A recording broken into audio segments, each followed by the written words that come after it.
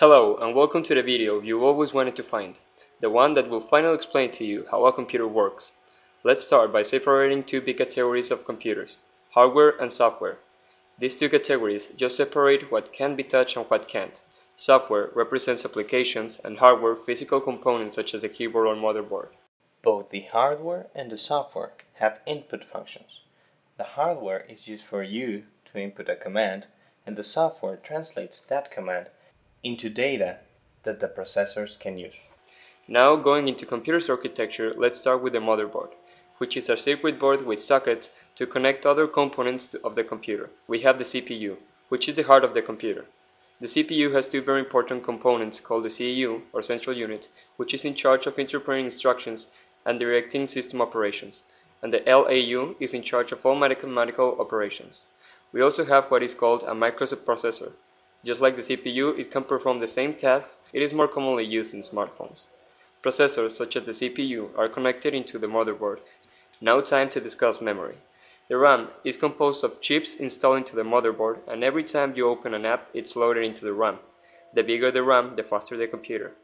ROM is a list of instructions that computers read when it boot up. Next, we have cache, which is not connected directly into the motherboard. It's actually found in the CPU.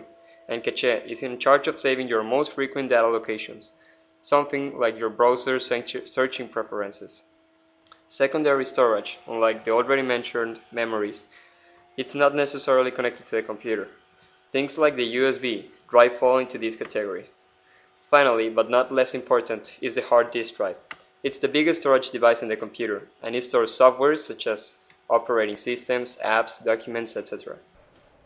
In this diagram, we show how input devices interact with memory cards and the CPU. Now time to see the final category of this video, which is secondary components, such as the video card, which is responsible for displaying an image on our monitor. The computer's internal clock, which measures the time the computer takes to complete certain tasks. And the optical disk drive is in charge of retrieving data from DVDs and CDs. This diagram shows the process followed when executing a DVD. Now that input, processing, and output have been cleared out, there's one remaining question. How does data travel from one place to another? The answer is through data buses.